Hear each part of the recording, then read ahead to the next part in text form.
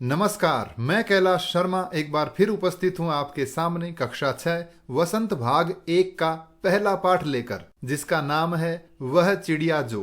तो आइए पढ़ते हैं कविता वह चिड़िया जो। इसके रचयिता हैं केदारनाथ अग्रवाल। सबसे पहले कविता का सस्वर गायन करते हैं। वह चिड़िया जो चोंच मारकर दूध भरे जुंडी के दाने रुचि से रस से खा लेती है, वह छोटी संतोषी चिड़िया नीले पंखों वाली मैं हूँ, मुझे अन्न से बहुत प्यार है। वह चिड़िया जो कंठ खोलकर बूढ़े वन बाबा की खातिर रस उंडेल कर गा लेती है, वह छोटी मुंह बोली चिड़िया नीले पंखों वाली मैं हूँ, मुझे विजन से बहुत प्यार है। वह चिड़िया जो चोंच मारकर चढ़ी नदी का दिल टटोल कर जल का मोती ले जाती है, वह छोटी गर्बीली चिड़िया नीले पंखों वाली मैं हूँ, मुझे नदी से बहुत प्यार है।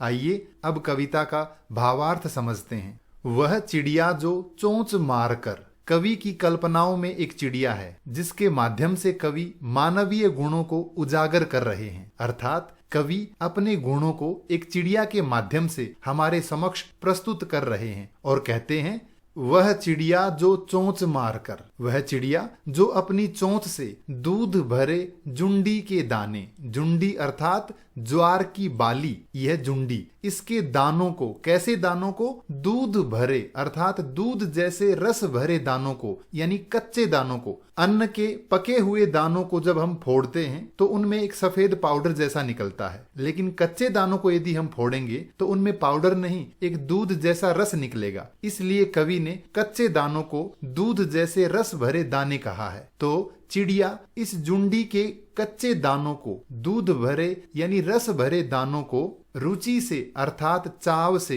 अपनी इच्छा से, रस से अर्थात आनंद से खा लेती है यानी खाती है। वह छोटी संतोषी चिड़िया अर्थात इतने से अन्न में संतोष कर लेने वाली वह छोटी चिड़िया नीले पंखों वाली मैं हूँ, जिसके पंख नीले हैं वह चिड़िया मैं हूँ और मुझे अन्न से बहुत प्यार है। इसका भावार्थ है, कवि कहते हैं कि वह चिड़िया जो अपनी चोंच से ज्वार की बाली के कच्चे दूध जैसे रस भरे दानों को बड़े चाव से, आनंद से खाती है, जो बहुत संतोषी है और जिसके पंख नीले हैं वह मैं हूँ और मुझे अनाज से बहुत प्रेम है।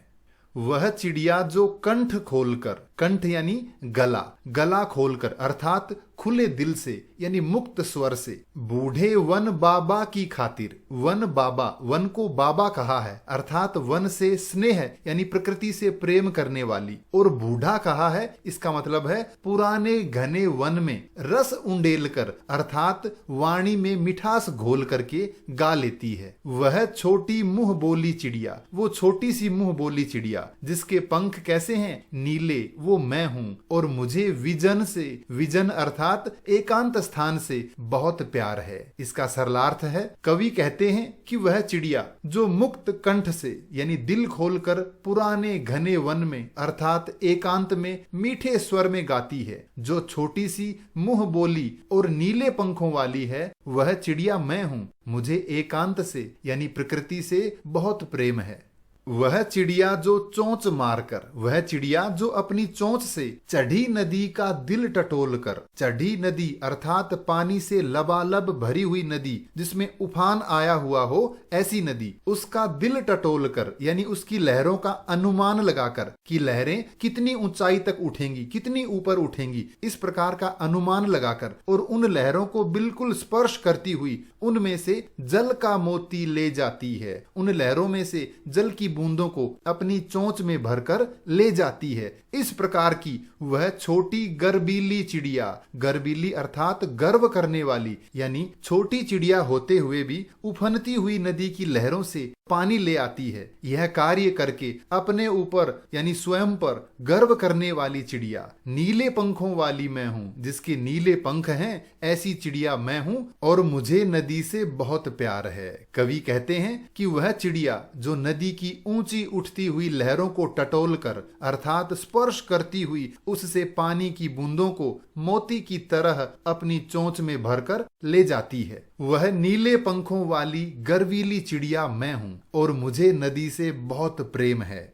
आइए अब चर्चा करते हैं अभ्यास कार्य पर। पहला प्रश्न है, कविता पढ़कर तुम्हारे मन में चिड़िया का जो चित्र उभरता है उस चित्र को कागज पर बनाओ। विद्यार्थी अपने मन में उभरा चिड़िया का चित्र स्वयं बनाएं। यानी कविता पढ़कर आपको कैसा लगा कि वो चिड़िया कैसी हो सकती है, उसका एक चित्र बनाइए। अगला प्रश्न है, तुम्हें कविता का कोई और शीर्षक देना हो तो क्या शीर्षक देना चाहोगे? उपयुक्त शीर्षक सोचकर लिखिए। कविता को पढ़कर मेरे मन में निम्न शीर्षक उभर कर आए। यानी एक दो नहीं, मैंने काफी शीर्षकों के बारे में विचार किया, जैसे गर्वीली चिड़िया जिसे अपने आप पर गर्व है, नीले पंखों वाली चिड़िया, वह चिड़िया जिसके पंख नीले हैं, प्रकृति प्रेमी चिड़िया अर्थात प्रकृति से प्रेम करने वाली चिड़िया, और संतोषी चिड़िया। इन सभी में से जो सबसे उपयुक्त मुझे शीर्षक लगा वह संतोषी चिड़िया, यानी वह चिड़िया जो थोड़े से अन्न से संतोष कर लेती है। तो मैं इसे नाम देना चाहूंगा संतोषी चिड़िया।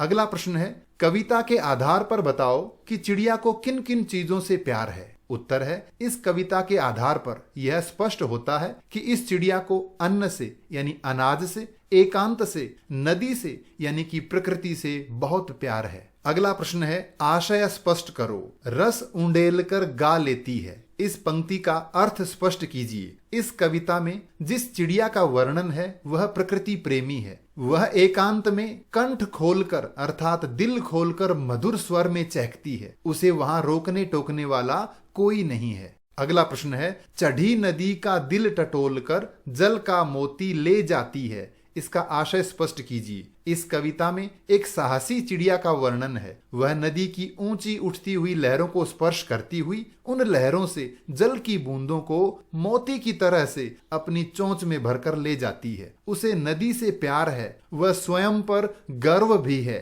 अतः वह साहस पूर्वक उफनती नदी की लहरों से पानी पी रही है। आगे बढ़ते हैं अनुमान और कल्पना की ओर। कवि ने नीली चिड़िया का नाम नहीं बताया। वह कौन सी चिड़िया रही होगी, इस प्रश्न का उत्तर जानने के लिए पक्षी विज्ञानी सालिम अली की पुस्तक भारतीय पक्षी देखो। इनमें ऐसे पक्षी भी शामिल हैं जो जाड़े में यानी सर्दियों में एशिया के उत्तरी भाग व अन्य ठंडे देशों से भारत आते हैं। उनकी पुस्तक को देखकर तुम अनुमान लगा सकते हो कि इस कविता में वर्णित नीली चिड़िया शायद इन्हीं में से कोई है, जैसे नीलकंठ, छोटा किलकिला, कबूतर, बड़ा पतरिंगा।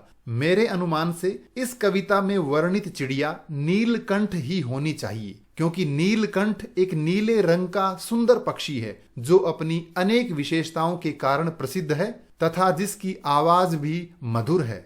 अगला प्रश्न है, नीचे कुछ पक्षियों के नाम दिए गए हैं, उनमें से यदि कोई पक्षी एक से अधिक रंग का है तो लिखो कि उसके किस हिस्से का रंग कैसा है। जैसे तोते की चोंच लाल और शरीर हरा है, इसी प्रकार से मैना, कौवा, बतख, कबूतर इनके बारे में लिखना है। तो मैना चोंच पीली, रंग भूरा। मैना को लेकर कई तरह की भ्रांति है, क्योंकि हम तोता और मैना दोनों नाम साथ लेते हैं। अगला है कौवा, चोंच काली, शरीर भी काला। बतख चोंच पीली, शरीर सफेद। और कबूतर चोंच नीली, शरीर हल्का नीला। अगला प्रश्न है, कविता का हर बंध यानी हर एक अंतरा वह चिड़िया जो इससे शुरू होता है और मुझे बहुत प्यार है इन पर खत्म होता है। तुम भी इन पंक्तियों का प्रयोग करते हुए अपनी कल्पना से कविता में कुछ नए बंध जोड़ो। आप भी अपनी तरफ से कुछ पंक्तियां लिखिए, जैसे वह चिड़िया जो पंख फैलाकर नील गगन को छूने की खातिर ऊंची उड़ान भर लेती है, वह छोटी साहसी चिड़िया नीले पंखों वाली मैं हूँ, मुझे गगन से बहुत प्यार है। तो इसी तरह से आप भी पंक्तियां लिखिए। अगला प्रश्न है, तुम भी ऐसी कल्पना कर सकते हो कि जैसे वह फूल का पौधा जो पीली पंखुड़ियों वाला महक रहा है वो मैं हूं। इस तरह की विशेषताएं जो आप में हों, आप फूल के पौधे की जगह से दूसरी कोई वस्तु ले सकते हैं, जैसे कोई पेड़, चंद्रमा, सूरज इत्यादि। उनकी विशेषताओं के आधार पर कुछ पंक्तियां लिखिए, जैसे वह तीर जो धनुष से निकलकर तनिक मार्ग में न भटक कर अपने लक्ष्य को पा लेता है, वह निशाने पर लगने वाला लक्ष्य भेदी तीर मैं हूं, मुझे लक्ष्य से बहुत प्यार है। दूसरा, सूरज की कल्पना करके लिखा है, जैसे वह सूरज जो प्रातः निकलकर अपनी किरणों को फैलाकर घने अंधकार को भगा देता है, वह जगमगाते रहने वाला चमकीला सूरज मैं हूं, मुझे उषा से बहुत प्यार है। तो इस प्रकार आप भी किसी वस्तु की कल्पना करते हुए पंक्तियां लिखिए। आगे बढ़ते हैं, भाषा की बात। पंखों वाली चिड़िया। कैसी चिड़िया? पंखों वाली। अब इसके आगे एक और विशेषण लगाया है, नीले पंखों वाली चिड़िया। चिड़िया, कैसी चिड़िया? पंखों वाली। कैसे पंखों वाली? नीले पंखों वाली। इसी तरह से दराज। कैसी दराज? ऊपर वाली। कैसी? सबसे ऊपर वाली। तो इसी तरह आप भी नीचे दिए गए इन शब्दों के आगे एक एक विशेषण और जोड़िए। जैसे बाग। कैसा बाग? मोरों वाला। कैसे मोरों वाला? सफेद मोरों वाला बाग। इसी तरह से घर। कैसा घर? पेड़ों वाला। कैसे पेड़ों वाला? घने पेड़ों वाला घर। क्यारी। कैसी क्यारी? फूलों वाली। कैसे? रंग बिरंगे फूलों वाली क्यारी। रास्ता। कैसा रास्ता? स्कूल वाला। कैसे स्कूल वाला? बड़े स्कूल वाला रास्ता। बच्चा। कैसा? हंसने वाला। कैसे? खूब हंसने वाला बच्चा। आदमी। कैसा आदमी? मूछों वाला आदमी। कैसी मूछों वाला? लंबी मूछों वाला आदमी। अगला प्रश्न है, वह चिड़िया जुंडी के दाने रुचि से रस से खा लेती है। तो इस पंक्ति में रुचि से यानी खाने के तरीके को बताया है, इसके ढंग को बताया है। कैसे खाती है? रुचि से खा लेती है। इसी तरह से रस उंडेल कर गा लेती है। कैसे गा लेती है? रस उंडेल कर, यानी क्रिया के होने के तरीके को, ढंग को जो बताते हैं उन्हें रीतिवाचक क्रिया विशेषण कहते हैं। तो नीचे दी गई पंक्तियों में हमें क्रिया विशेषण छांटना है। पहला है, सोनाली जल्दी जल्दी मुंह में लड्डू ठूंसने लगी। तो क्रिया से पूछो कैसे ठूंसने लगी, तो अपने आप उत्तर मिलेगा जल्दी जल्दी। गेंद लुढ़कती हुई झाड़ियों में चली गई। कैसे चली गई? लुढ़कती हुई। भूकंप के बाद जनजीवन धीरे धीरे सामान्य होने लगा। कैसे सामान्य होने लगा? धीरे धीरे। कोई सफेद सी चीज धप से आंगन में गिरी। कैसे गिरी? धप से। टॉमी फुर्ती से चोर पर झपटा। कैसे झपटा? फुर्ती से। तेजिंदर सहम कर कोने में बैठ गया। कैसे बैठ गया? सहम कर। आज अचानक ठंड बढ़ गई। कैसे बढ़ गई? अचानक। तो ये था पाठ वह चिड़िया जो। इस पाठ से संबंधित कोई भी प्रश्न हो तो कृपया कमेंट्स में लिखकर अवश्य पूछें। धन्यवाद।